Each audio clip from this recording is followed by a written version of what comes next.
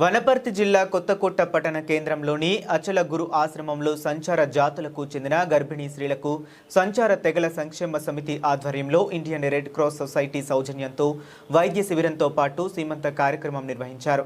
ఈ సందర్భంగా అచల గురు ఆశ్రమ వ్యవస్థాపకులు సాంబశివుడు మాట్లాడుతూ కొత్తకోట పట్టణంలో అన్ని రకాల ప్రజలకు అందుబాటులో ఉండే విధంగా ఆశ్రమం నెలకొల్పడం జరుగుతుందని, ప్రజాసేవలో నిరంతరం పాలు పంచుకోవటమే తన ముఖ్య ఉద్దేశమని తెలిపారు. అనంతరం ఆర్ఎస్ఎస్ ప్రచారక్ సువీర్ జీ మాట్లాడుతూ హిందూ ధర్మంలోనే మహిళలంటే అపార గౌరవం ఉందని, ఒక్కొక్క దేవుడు ఒక్కొక్క రకమైన జబ్బులను తగ్గించే శక్తి హిందూ దేవుళ్లకు ఉందని ఆయన తెలిపారు. ఈ శిబిరంలో పాల్గొన్న వైద్యులు గర్భిణీ సమయంలో మాతృమూర్తులు పలు రకమైన జాగ్రత్తలు తీసుకోవాలని, ఆరోగ్యకరమైన ఆహారపు అలవాట్లను అలవర్చుకోవాలని సూచించారు. శ్రీరామ జయ జయ జయ శ్రీరామ జయ రామ జయ జయ.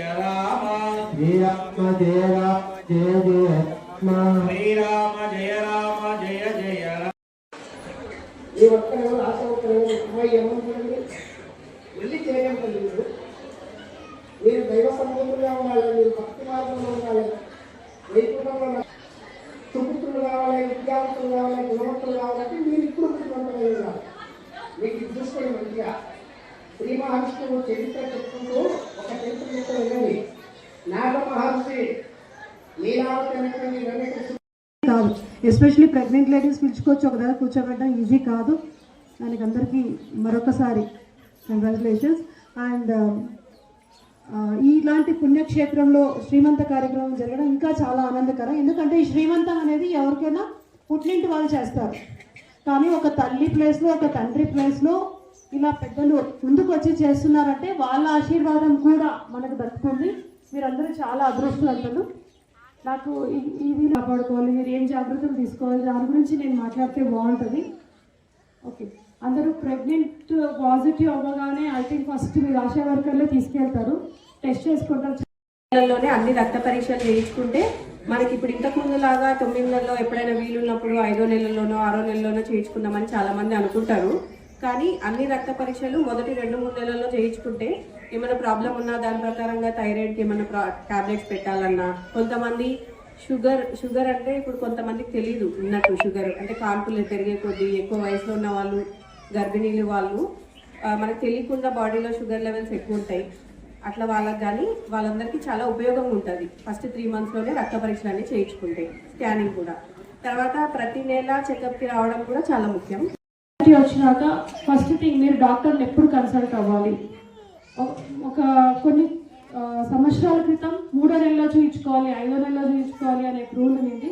ఇప్పుడు అలా కాదు, ఎంత తొందర అయితే అంత తొందర మీరు డాక్టర్ని కన్సల్ట్ అయ్యి, లేదా మీ ఆశా వర్కర్లో, మీ లోకల్ పిహెచ్సిలో డ్యూటీ డాక్టర్స్తో లేదా మెడికల్ ఆఫీసర్స్తో బుక్ చేసుకోవడం చాలా మంచిది. ఎందుకంటే దానివల్ల మీ ఆశా వర్కర్స్ కానీ, మీ అంగన్వాడీ వర్కర్స్ కానీ మీకు సరైన న్యూట్రిషన్ అంటే ఆహార పదార్థాలు అందించడం కానీ, మీకు సరైన టైంలో రక్త పరీక్షలు చేయించడం కానీ, లేదా స్కాన్లు ఎప్పుడు చేయాలనేది కానీ చెప్తారు. సో మీరు ప్రెగ్నెన్సీ పాజిటివ్ వచ్చిన వెంటనే ఫస్ట్ వాళ్ళకి ఇన్ఫర్మేషన్ ఇవ్వడం చేస్తున్నట్టు డెలివరీ అయ్యి 6 వీక్స్ వరకు, 6 వారాల వరకు కూడా ఆశా వర్కర్లకి సిస్టర్లే బాధ్యత ఉంది. నెక్స్ట్ డాక్టర్ల బాధ్యత వస్తారు. రాగానే ఎప్పుడు స్కాన్లు చేయించాలా అనేది చాలా మంది నన్ను అడిగే క్వశ్చన్. కాబట్టి ఇక్కడ అందరూ ఉన్నారు కాబట్టి ఇప్పుడు ఇది రైట్ టైం చెప్పడానికి. ఫస్ట్ 3 నెలల లోపల, ఫస్ట్ 2nd మంత్లో కానీ 3rd మంత్లో కానీ స్కాన్ చేసుకొని ప్రెగ్నెన్సీ కన్ఫర్మ్ చేసుకోవాలంటే నిజంగానే ఏర్పడిందా లేదా పిండం, మళ్ళీ కవలులు ఉన్నారా, సింగిల్ ప్రెగ్నెన్సీ ఉందా అనేది కన్ఫర్మ్ చేసుకోవాలి. ఇంకా కొన్ని అబ్నార్మల్ ప్రెగ్నెన్సీలు ఉంటాయి, ట్యూబ్లో కూర్చోవడం కానీ, లేదా గర్భసంచిలో పిండం సంచి పెరుగుతుంది, పిండం రాదు, లేదా గుండె కొట్టుకోవడం రాదు, అన్నీ ఫస్ట్ 3 నెలల లోపల చూపించుకుంటే మంచిది. తర్వాత స్కానింగ్ 5వ నెలలో చేస్తారు, టిఫా స్కానింగ్ అని. ఆ స్కాన్ చేయడం వల్ల మీకు పిండంది ఆరోగ్యం అనే అవయవాలన్నీ ఎలా ఫామ్ అవుతున్నాయి, గుండె ఎలా ఉంది, హార్ట్ ఎలా ఉంది, కిడ్నీ ఎలా ఉంది, కాళ్ళు చేతులు ఎలా ఉన్నాయి, వేళ్ళు ఎన్ని ఉన్నాయి, తర్వాత బొడ్డుతాడులోకి రక్త ప్రసరణ కరెక్ట్గా ఉందా లేదా, పిండం చుట్టూ ఉమ్ము నీరు ఎలా ఉంది, మాయ పైన ఉందా కింద ఉందా, ఇవన్నీ ఇన్ఫర్మేషన్ వస్తుంది.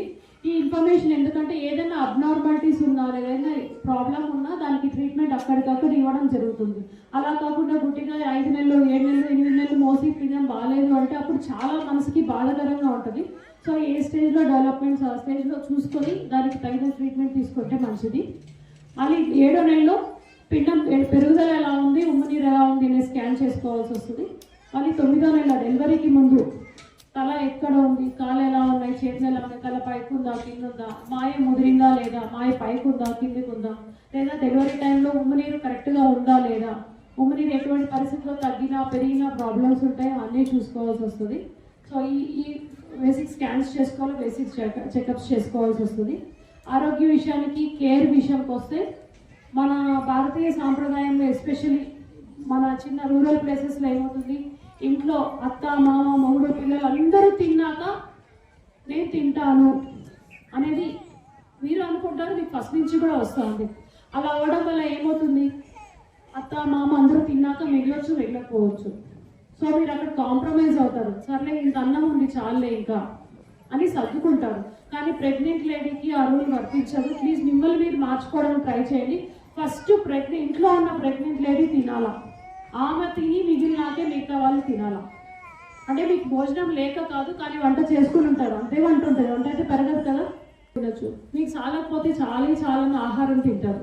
కానీ అలా కాకుండా కనీసం సెకండ్ మంత్ ప్రెగ్నెన్సీ నుంచి డెలివరీ అయ్యి పాపకు పాలిచ్చే అనే రోజులు ఫస్ట్ గర్భిణీ మాత తినడం అలవాటు చేసుకోండి. ఇది చాలా ఇంపార్టెంట్. చాలా కాంప్రమైజ్ అవుతారు ప్రెగ్నెంట్ లేడీస్, అలా కాదు. సరే ఆహారానికి వస్తే ఎన్ని పూటలు తినాలా, లేదా పొద్దున 10 గంటలకు తింటారు, రాత్రి 6 గంటలకు తింటారు. గర్భిణీలు మాత్రం 3 పూటలు తినాలి. ఎవ్రీ 6 hours లోపల ఒకసారి, 3 to 4 hours అయితే ఇంకా 3 నుంచి 4 గంటల టైంకి ఒక్కసారి తినడం చాలా మంచి ఉత్తమం ఉంది. తినాలంటే ఒకేసారి తినలేరు. చాలా మంది చెప్తారు నేను తినలేను మేడం, తినలేకపోతుంది. ఖచ్చితంగా ఉండాలి ప్రతిరోజు మన ఫుడ్లో. తర్వాత పాలు ఖచ్చితంగా రోజు పొద్దున సాయంత్రం 200 to 50 ml అంటే పెద్ద గ్లాస్ పాలు తీసుకోవాలి. అమ్మ పాలు నేను తాగమ్మా, చాయ్ 15 గ్లాసులు తాగుతుంది, 10 సార్లు తాగుతుంది అంటే లెక్కలే, అది కాదు. ఎందుకంటే కాఫీ టీలో ఉండే దానివల్ల మీ ఆకలి తగ్గిపోతుంది, గ్యాస్ట్రైటిస్ వస్తుంది.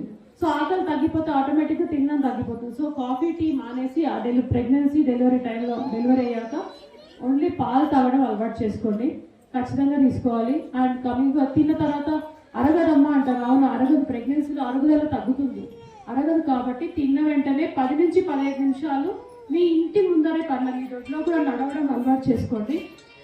ఖచ్చితంగా నడవాలి 10-15 minutes. ఆ నడవడం వల్ల మీకు జీర్ణం మంచిగా జరిగి మళ్ళీ ఆకలి అయ్యే ఛాన్స్ ఉంటుంది. తర్వాత నీళ్లు మంచిగా తీసుకోవాలి. రోజుకి 5 నుంచి 6 లీటర్ నీళ్లు. లీటర్ అంటే అర్థం కాని వాళ్ళు పెద్ద బాటిల్ వస్తుంది కదా, ఆ బాటిల్ పెట్టుకొని బాటిల్లో కొలత పెట్టుకునైనా తాగాలి. 4 నుంచి 5 లీటర్ నీళ్ళు తాగాల్సి వస్తుంది ఖచ్చితంగా. అండ్ నిద్ర చాలా ఇంపార్టెంట్. రాత్రి భర్త ఇంటికి వచ్చే వరకు లేదా ఒక అక్కకు కానీ వేరే వాళ్ళకి కానీ బాధ్యత అప్పచెప్పి మీరు మినిమం 6 to 8 hours 6 నుంచి 8 గంటల టైం నిద్రపోవడం అలవాటు చేసుకోవడం చాలా మంచిది. తర్వాత పొద్దున్న అర్లీగా లేయడం అలవాటు చేసుకోవాలి. 9కి 8కి లేస్తారు. 9కి 8కి లేస్తే ఇంకా అది ఏం జరుగుతుంది అనేది మీకు అందరూ చెప్పాలి. మన సునీల్ సార్ గారు ఎక్కడ సార్ మీకు అంటే, వీళ్ళంతా మాకు భారత మాత బిడ్డలమే, భారత మాతనే నాకు తల్లి, ఆ తల్లియే నాకు శరణ్యం అనేటువంటి భావాన్ని వ్యక్తం చేసిన మన సునీల్ సార్ గారు గత 15 రోజుల కింద వచ్చి, అయ్యా ఇక్కడ ఈ కార్యక్రమం జరిపిద్దాం, మీ అభిప్రాయం చెప్పండి అన్నారు. సార్ మనది కాదు, ఈ సంస్థ మొత్తం కూడా భారత మాతదే, ఇక్కడ ఉన్నటువంటి సంస్థ మొత్తం సేవాభావానికే, దాతల సహాయ సహకారంతో ఇక్కడ గురుమందిరం కానీ, ధ్యాన మందిరం కానీ, అన్నసత్రం కానీ, వృద్ధాశ్రమం కానీ, ఇక్కడ ఉన్నటువంటి మన కన్నుల ముందు జరుగుతున్నటువంటి గోశాల మన కొత్తగూడ పట్టణ వాసులు నిర్మించినారు. అన్ని కూడా దాతల సహకారంతోనే జరిగినాయి.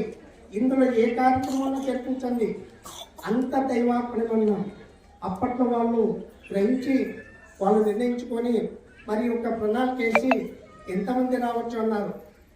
భగవంతుని ఆ భారత మాత అనుగ్రహం ఉంటే మనకు సంతోషం జరిపిస్తారనుకున్నాం. కానీ అనుకున్న దానికంటే కొంతవరకు ఆనందమే కలిగించింది ఆ యొక్క భగవంతుని దయ వల్ల, మరి శ్రీరాముని దయ వల్ల. రాజరాజుకి సంతోషం. మీ అందరి ఆశీస్సులు మీదకి ఉందని, మీరు ఇంకా ముందుకు వెళ్ళాలని కోరుకుంటూ, మరి ఆ రోజు ఎప్పుడు డేట్ అంటే 20 తారీఖు బాగుంటుందయ్యా, మరి ఆ సమయాన్ని నిశ్చయించుకుందామన్నారు. లగ్నాలు కొన్ని ఉండొచ్చు, కొన్ని పూజా కార్యక్రమాలు ఉండొచ్చు అనుకున్నాం. అయినా సరే మంచి టైంలో పెట్టుకుందామని వారు నిర్ణయించినటువంటి ముహూర్తంలో ఈరోజు మన కన్నుల పండుగగా ఆనంద వైభవంగా మాతలందరినీ కూడా మీరు ఇక్కడ పెద్దల దర్శనం తీసుకున్నారు. చాలా సంతోషం. ఈ ప్రణాళిక వేసుకోవడంలో చాలా మరి అలాగే మీకు వెయిటింగ్ తూకం చూడాలని కూడా ఒక మిషన్ తెచ్చిపెట్టినారు. అన్ని రకాలుగా సేవలు అందిస్తున్నారు. ఒక డాక్టర్ దగ్గరికి మనం పోవాలంటే 400 ఫీజు కావాలి. ఒక ఎండి డాక్టర్ని సంప్రదించాలంటే, కమస్కం ఎంబీబీఎస్ డాక్టర్ సంప్రదించాలంటే 200 ఫీజు ఉండాలి, 300 ఫీజు కావాలి. మీకు అందరికీ తెలుసు. ఇవాళ 6 నెలల్లో ఉన్న వాళ్ళు ఉన్నారు, 7 నెలలు ఉన్న వాళ్ళు ఉన్నారు. మాట మీకు ఎగిరిన ఎప్పుడు 9 నెలలు 9 మాసం ఎగిరిన తల్లి వచ్చింది ఇక్కడ. ఇలాంటి వాళ్ళు మీరు నిత్యం ఎన్ని ఛార్జీలు తిరిగిచ్చినాడు రేవంత్ రెడ్డి మనకు కాంగ్రెస్ ప్రభుత్వం. కానీ మరి డాక్టర్ ఫీజు ఏంది, ల్యాబ్ ఫీజు ఏంది, అక్కడ చేసే రాకడకు ఒక ఖర్చులు ఏంది, ఒక రోజు 12,000 ఖర్చుతో కూడుకున్నటువంటి చెకప్లు ఇవ్వాలి. ఇలాంటి పరీక్షలలో మనకు సహకారం అందించినారు.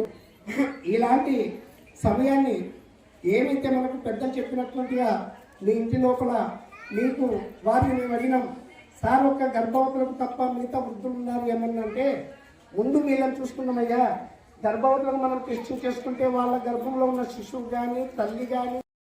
హిందూ ధర్మంలో ఒక విశ్వవిద్యాలయం లాంటి అనేక పుస్తకాలు ఉన్నాయి. రామాయణ, మహాభారతం, వేదాలు, అట్లా అష్టాదశ పురాణాలు అట్లా చాలా ఉన్నాయి. కాబట్టి మనది ఒక యూనివర్సిటీ లాంటిది, ఒక పుస్తకం కాదు. అంతేకాకుండా మన దేవుళ్ళందరూ స్పెషలిస్టులు. ఎందుకంటే నీకు ధనం కావాలంటే లక్ష్మీదేవిని పూజ చేయొచ్చు, విద్య కావాలంటే సరస్వతి మాత పూజ చేయొచ్చు, ఎవరైనా నీకు రక్షించుకోవాలంటే అమ్మవారిని పూజ చేయించుకోవచ్చు, హనుమంతుడు పూజ చేయించుకోవచ్చు. అట్లా ఎట్లయితే డాక్టర్లు స్పెషలిస్టులు ఉంటారో మన దేవతలందరూ కూడా స్పెషలిస్టులు. కానీ మిగతా దాంట్లో అలాంటి అవకాశం లేదు. కావున ఇలాంటి అనేక విషయాలను మీరు నేర్చుకొని మననం చేసుకుంటూ మీలో ఉండే ప్రపంచంలో ఎక్కడ లేనిది ఏంటిదంటే ఈ సీమంత కార్యక్రమం హిందూ ధర్మంలోనే ఉన్నది. ఎందు గురించి అంటే మనము రాబోయే శిశువు కూడా మంచిగా ఉండాలనే ఉద్దేశంతో పూజించే తత్వం ఉంది. కాబట్టి హిందువులో ఎక్కడైతే ఉంటే అక్కడ దేశం మంచిగా ఉంటుంది. కాబట్టి ఈ విషయాన్ని మీరు అర్థం చేసుకొని ఇలా సహకరించినందుకు మీకు అందరికీ వందనాలు.